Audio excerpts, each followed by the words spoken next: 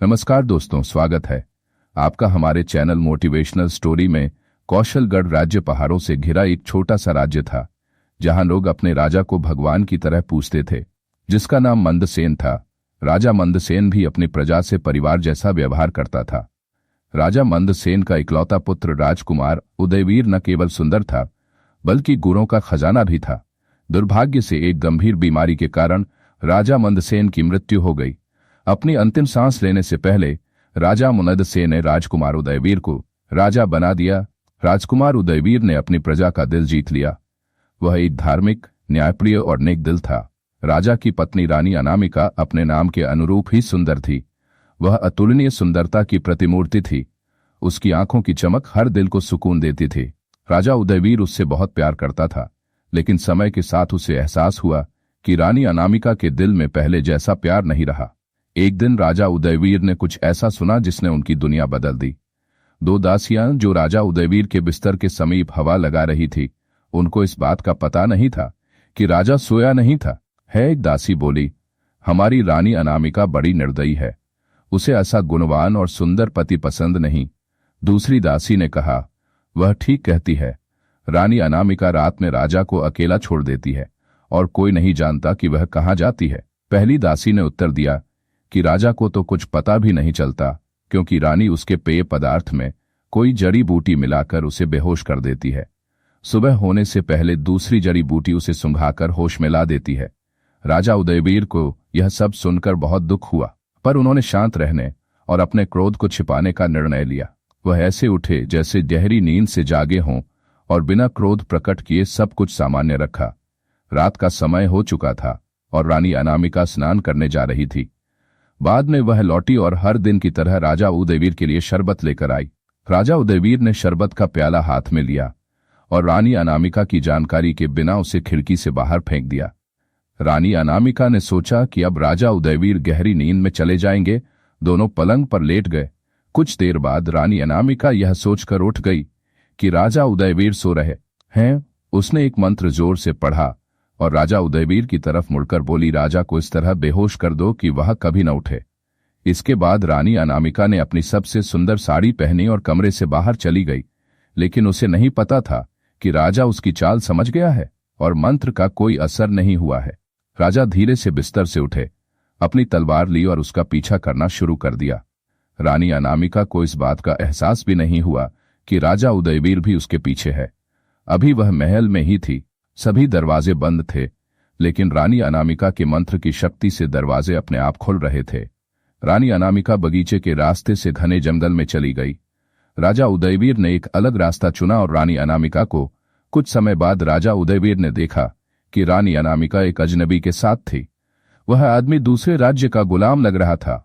रानी उसका हाथ पकड़कर चल रही थी और कह रही थी, मैं तुम्हें अपनी जान से भी ज्यादा प्यार करती हूं, पर तुम मुझे बिल्कुल नहीं समझते। क्या तुम मेरे प्यार की परीक्षा लेना चाहते हो? तुम मेरी शक्ति के बारे में जानते हो। मैं चाहूं तो सूर्योदय से पहले ही इन महलों को नष्ट कर सकती हूं, पर फिर भी प्रेम के कारण मैं तुम्हारे चरणों में नतमस्तक रहती हूं। राजा उदयवीर ने यह सब सुना और क्रोधित हो गया। रानी अनामिका की पुकार जारी रही। जैसे ही वे दोनों उस झाड़ी के पास पहुंचे जहां राजा उदयवीर छिपा था, वह बाहर आया और उसने मुंह पर एक कपड़ा बांध रखा था। राजा उदयवीर ने अपनी तलवार से रानी के प्रेमी की गर्दन पर पूरी ताकत से वार किया। वह व्यक्ति लड़खड़ा कर जमीन पर गिर पड़ा। राजा ने सोचा कि वह मर गया और रानी से कुछ कहे बिना ही वहां से चला गया। रानी अपने प्रेमी को गिरता देख रानी घबरा गई। उसने अपनी मंत्र शक्ति से उसे बचाने की कोशिश की, पर वह उसे केवल मृत्यु से ही बचा सकी। उस व्यक्ति की हालत ऐसी हो गई कि उसे न तो जीवित कहा जा सकता था और न ही मृत। राजा उदयवीर धीरे धीरे महल की ओर लौट रहे थे। रास्ते में उन्होंने सुना कि रानी अनामिका अपने घायल प्रेमी के लिए विलाप कर रही है। वह उसे उसी हालत में देखना चाहते थे। उसे अपने शयन कक्ष में छोड़कर सोने चले गए। सुबह जब राजा की नींद खुली तो उसने देखा कि रानी अनामिका अपनी जगह पर सोने का नाटक कर रही है। राजा उदयवीर ने कुछ नहीं कहा और अपने दैनिक कामों में व्यस्त हो गया। दरबार में दिन भर का काम निपटाकर जब वह महल में लौटा तो उसने रानी अनामिका को काले शोक वस्त्र पहने, बाल बिखरे और रोते हुए पाया। राजा उदयवीर ने उससे पूछा, तुम्हारी यह क्या हालत है और तुम क्यों रो रही हो? रानी अनामिका ने कहा, मेरे स्वामी, कृपया मुझे क्षमा करें। आज मुझे अपनी मां की मृत्यु का दुखद समाचार मिला, इसलिए मैं शोक कर रही हूं। राजा ने गंभीरता से उत्तर दिया, यह समाचार बहुत दुखद है, लेकिन इस तरह शोक करने से तुम्हारी मां वापस नहीं आएगी। हालांकि यह तुम्हारे लिए अच्छा होगा। उसकी मृत्यु पर शोक होना स्वाभाविक है। इसके बाद रानी अनामिका अपने कमरे में चली गई और अकेली रोती रही। राजा उदयवीर असली कारण जानता था, इसलिए उसने उसे समझाने की कोशिश नहीं की। 1 वर्ष बीत गया। रानी अनामिका का यह दुखद व्यवहार जारी रहा। फिर एक दिन रानी अनामिका ने राजा उदयवीर से कहा, महाराज, मैं अब इस दुख को सहन नहीं कर सकती। मैं एक अलग महल बनवाना चाहती हूं और उसमें अकेली रहना चाहती हूं। राजा उदयवीर ने बिना कोई प्रश्न किए अनुमति दे दी। रानी अनामिका ने एक विशाल महल बनवाया जो शाही महल जैसा दिखता था और उसका नाम शोक महल रखा। जब महल बनकर तैयार हो गया तो रानी अनामिका चुपके से अपने घायल प्रेमी को वहां ले गई और उसे वहीं रख दिया। वह भी वहीं रहने लगी। प्रेमी की हालत ऐसी थी कि वह न तो चल सकता था, न ही बोल सकता था। रानी अनामिका दिन भर उसे देखती रहती। वह अक्सर उसे दवा देती और तंत्र मंत्र के सहारे उसकी जान बचाने की कोशिश करती, लेकिन उसकी चोटें इतनी गंभीर थीं कि वह बस जिंदगी और मौत के बीच झूल रहा था। वह अक्सर उससे मिलने आती और उसके लिए हर संभव प्रयास करती। राजा उदयवीर को यह सब पता था। वह जानता था कि रानी अनामिका क्या कर रही है, लेकिन उसने कभी अपनी भावनाओं को व्यक्त नहीं किया। वह अपने काम और जीवन को सामान्य तरीके से जारी रखता था, जैसे कि कुछ हुआ ही न हो। लेकिन एक दिन राजा उदयवीर अपनी जिज्ञासा को नियंत्रित नहीं कर सका और जानना चाहता था कि रानी अनामिका अपने प्रेमी के साथ क्या कर रही है। राजा उदयवीर उस शोक महल में ऐसी जगह छिप कर बैठ गया कि वह ऐसी जगह चला गया जहां रानी अनामिका और उसका प्रेमी तो दिखाई दे सकते थे, लेकिन उनमें से कोई भी उसे नहीं देख सकता था। रानी अनामिका अपने प्रेमी के पास आई और बोली, इससे बड़ा दुर्भाग्य और क्या हो सकता है कि मैं तुम्हें ऐसी हालत में देख रही हूं। मेरा विश्वास करो, मैं तुम्हें ऐसी हालत में देखकर बहुत दुखी हूं। इससे मुझे तुमसे भी ज्यादा दुख हो रहा है। मैं तुम्हारे सामने बैठकर घंटों बातें करती रहती हूं और तुम एक भी बात का जवाब नहीं देते। अगर तुम मुझसे एक बार भी बात कर लोगे तो मुझे बहुत धैर्य मिलेगा, बल्कि मैं बहुत खुश हो जाऊंगी। खैर, मुझे तो तुम्हें देखकर ही मन की शांति मिलती है। रानी अनामिका अपने प्रेमी के पास बैठी हुई खुद से बातें कर रही थी। राजा उदयवीर अपनी रानी को इस हालत में नहीं देख सकता था और उसके लिए उसके दिल में फिर से प्यार उमड़ आया। राजा उदयवीर चुपचाप अपने महल में वापस आ गया और कुछ देर बाद रानी अनामिका भी किसी काम से महल में आई तो राजा उदयवीर ने कहा, अब तुमने अपने रिश्तेदारों के प्रति बहुत दुख व्यक्त किया है। अब रानी की तरह सामान्य जीवन जियो। वह रोते हुए कहने लगी, महाराज, अब मैं ऐसा नहीं कर सकती। राजा उदयवीर जितना उसे समझाने का प्रयास करते, उसका रोना उतना ही बढ़ता जाता। फिर उसे उसके हाल पर छोड़ दिया। वह 2 वर्ष तक इसी अवस्था में रही। राजा उदयवीर एक बार फिर शोक महल में गए। अंत में रानी अनामिका और उसके प्रेमी एक साथ देखने को मिले। तब राजा उदयवीर शोक महल में छिपकर बैठ गया और सुनने लगा कि रानी क्या कह रही है। उसने अपने प्रेमी से कहा, अब तो 2 वर्ष बीत चुके हैं और तीसरा वर्ष प्रारंभ हो गया है। तुमने मुझसे एक बात क्यों कही? मैंने तो एक शब्द भी नहीं बोला। क्या मेरे रोने, चीखने, चिल्लाने का तुम्हारे हृदय पर कोई प्रभाव नहीं पड़ता? ऐसा लगता है कि तुम मुझे बात करने के योग्य नहीं समझते, इसीलिए मुझे देखते ही आंखें बंद कर लेते हो। एक बार आंखें खोलकर मुझे देखो। राजा उदयवीर उस शोक महल से बाहर आया और शोक महल के द्वार की ओर मुंह करके बोला, हे भगवान, आप इस रानी अनामिका को क्यों नहीं बचाते और इसके प्रेमी को जो मानव रूप में राक्षस है उसे क्यों नहीं उठाते? राजा उदयवीर की आवाज सुनकर रानी अनामिका, जो अपने प्रेमी के पास बैठी थी, गुस्से में बाहर आई और राजा उदयवीर के पास आकर बोली, हे दुष्ट, तूने मेरे प्रेमी को घायल कर दिया है। तेरे कारण ही मेरे प्रेमी की ऐसी दयनीय स्थिति है। राजा उदयवीर ने कहा, हाँ, मैंने उस देशद्रोही को मार दिया है। वह इसी योग्य है और तू भी इस धरती पर रहने के योग्य नहीं है। तूने मेरी सारी इज्जत नष्ट कर दी है, उसे धूल ने मिला दी है। यह कहकर राजा उदयवीर ने तलवार निकाली और रानी अनामिका को मारना चाहा, लेकिन उसने कुछ ऐसा जादू कर दिया कि राजा उदयवीर अपना हाथ भी नहीं उठा सका। राजा उदयवीर समझ नहीं पाया कि उसके साथ क्या हो रहा है। रानी अनामिका ने मंत्र पढ़ना शुरू किया और बोली, राजा का आधा शरीर पत्थर में बदल जाना चाहिए। ऐसा बोलते ही फिर वह उसे उठाकर शोक महल में ले गई। रानी ने राजा उदयवीर के आधे शरीर को पत्थर में बदल दिया था और राजा के राज्य के सभी लोगों को अपने जादू से पत्थर का बना दिया था। रानी अनामिका ने राजा उदयवीर के देश को नष्ट करके 2 हिस्सों में बांट दिया। राजा उदयवीर पत्थर का बन जाने के बाद भी रानी अनामिका का गुस्सा शांत नहीं हुआ। वह राजा के पास प्रतिदिन आती और उसकी पीठ पर इतनी जोर से 50 कोड़े मारती कि हर वार पर वह उसे कोड़े से मारती। ऐसा लगता मानो उसके प्राण निकल रहे हों। रानी अनामिका ने कांटों का कंबल उसके कंधों और पीठ पर डाल दिया। उसने राजा के सम्मान के लिए नहीं बल्कि उसे पीड़ा देने के लिए पहनाया था, और वह उसका मजाक उड़ाती हुई कहती थी, हे दुष्ट, तू इतना बड़ा राज्य का राजा है, फिर भी अपने आप को इस अपमान और दुर्दशा से क्यों नहीं बचाता।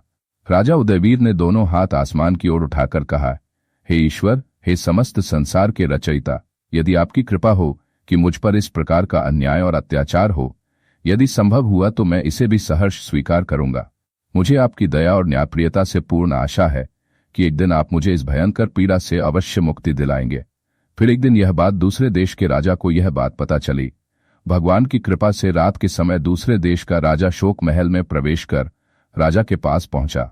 विदेशी राजा ने उदयवीर से पूछा कि तुम्हारी बेशर्म रानी अनामिका कहाँ रहती है और उसका प्रेमी कहाँ पड़ा है जिसके पास वह प्रतिदिन जाती है। राजा उदयवीर ने उससे कहा कि वह शोक महल में है।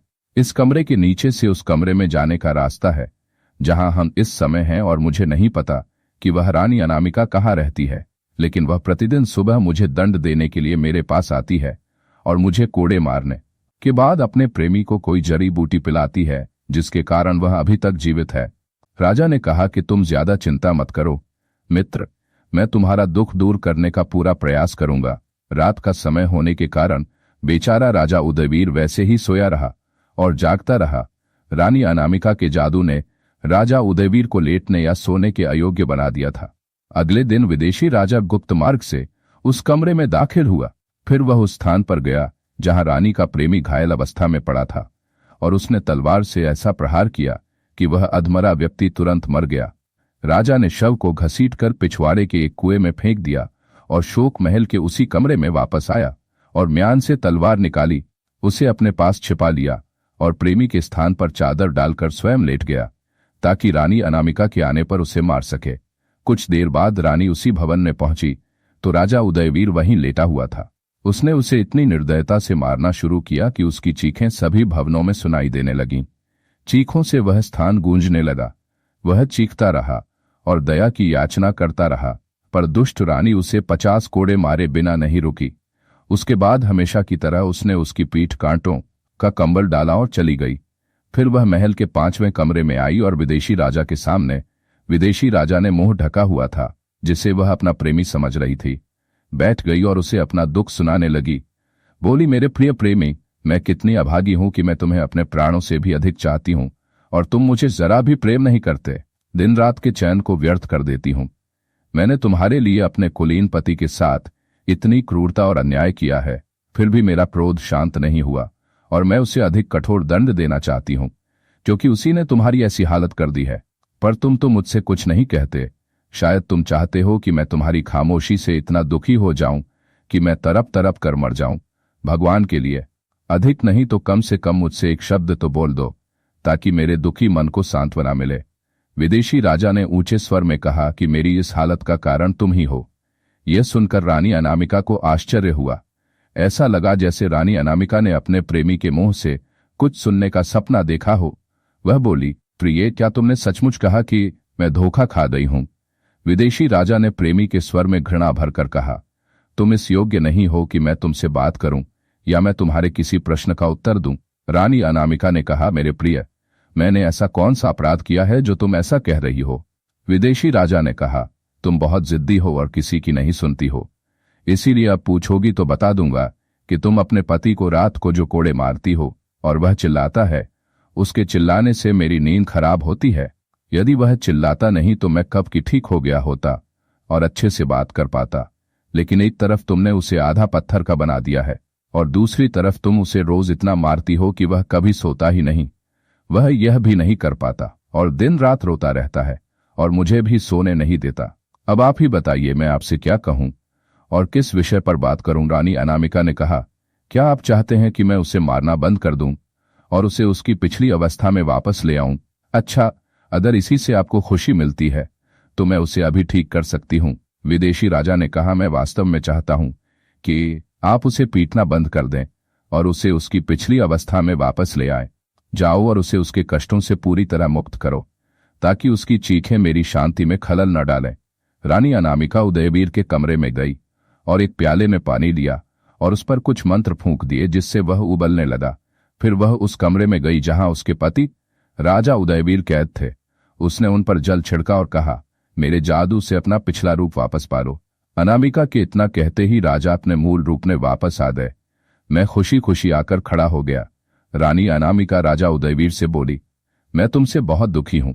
यदि तुम अच्छा चाहते हो तो तुरंत यहां से भाग जाओ। यदि तुम फिर कभी यहां आए तो मैं तुम्हारा खेल समाप्त कर दूंगी। वह बेचारा चुपचाप बाहर चला गया और देखने के लिए दूसरे भवन में छिप गया। सोचता रहा कि क्या होगा। रानी अनामिका वहां से वापस अपने प्रेमी के पास आई और बोली, मैंने वही किया जो तुम चाहते थे। अब तुम उठो और बैठो ताकि मुझे कुछ शांति मिले। विदेशी राजा ने ऊंची आवाज में कहा, तुमने जो कुछ भी किया है उससे मुझे राहत मिली है, लेकिन मुझे पूरी तरह से शांति नहीं मिली है। तुम्हारा अत्याचार पूरी तरह से दूर नहीं हुआ है और मेरा चयन पूरी तरह से वापस नहीं किया गया है। तुमने उदयवीर के राज्य को और उसके निवासियों को पत्थर में वापस नहीं किया है, इसीलिए मैं स्वस्थ नहीं हो पा रहा था। आप पहले शहर और उसके निवासियों को उनकी मूल स्थिति में वापस कर दें और फिर मुझसे बात करो। ऐसा करने के बाद तो मुझे सहारा देकर उठाओ। रानी अनामिका ने तुरंत यह भी स्वीकार कर लिया। उसने राजमहल पर जादुई जल छिड़का और पहले जैसा बन गया। दरबारी और अंगरक्षक खुद को अपने पहले रूप में पाकर हैरान थे। सब कुछ पहले जैसा ही था। ऐसा करने के बाद रानी अनामिका फिर से वहां पहुंची।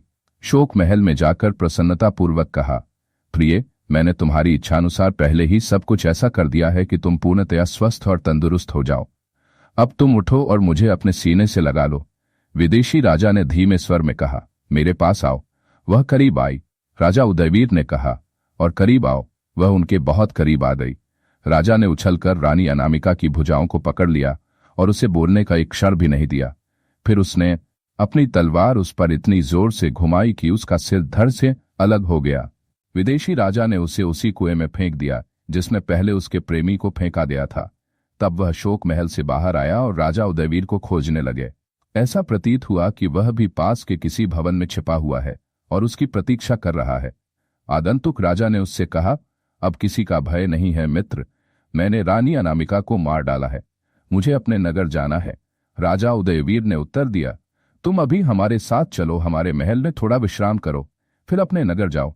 राजा उदयवीर विदेशी राजा को अपने राज्य में ले गया और सम्मानपूर्वक उसको कुछ दिन वहां पर विश्राम करवाया और कुछ दिनों बाद विदेशी राजा खुशी खुशी अपने राज्य लौट गया और राजा उदयवीर भी अपने राज्य में खुशी खुशी रहने लगा। राजा उदयवीर ने ईश्वर को धन्यवाद दिया। दोस्तों, जीवन में कभी कभी हमें मुश्किलों का सामना करना पड़ता है, जब हमारे अपने ही हमें धोखा देते हैं, लेकिन यही वो पल होते हैं जब ये हमें सच्चाई और धर्म के मार्ग पर चलने की ताकत देते हैं। राजा उदयवीर की तरह हमें भी ईश्वर पर अपनी आस्था और आत्मविश्वास को कभी कमजोर नहीं पड़ने देना चाहिए। अगर हम अपने कर्म और आत्मा को शुद्ध रखें तो हम किसी भी मुश्किल से पार पा सकते हैं। याद रखिए, सच्चाई हमेशा सामने आती है और जो लोग अपने पापों से मुक्ति के मार्ग पर चलते हैं उन्हें ही सही मायने में आत्मिक शांति मिलती है। अपने मन को कभी भी मार्ग से भटकने न दें, क्योंकि धर्म और सत्य का पालन करना ही जीवन का असली उद्देश्य है। इसलिए अगला कदम उठाने से पहले खुद से पूछें कि क्या मैं अपने कर्मों से संतुष्ट हूं। इस कहानी से हमें यही सीख मिलती है कि सच्चे आस्तिक वो होते हैं जो खुद से सीखते हैं और हमेशा सच्चाई के मार्ग पर चलते हैं। दोस्तों, क्या आपको यह कहानी पसंद आई? यदि हाँ तो कमेंट बॉक्स में जरूर बताएं और हमारे चैनल को सब्सक्राइब करना ना भूलें ताकि आपको हमेशा ऐसी ही प्रेरणादायक कहानियां मिलती रहें।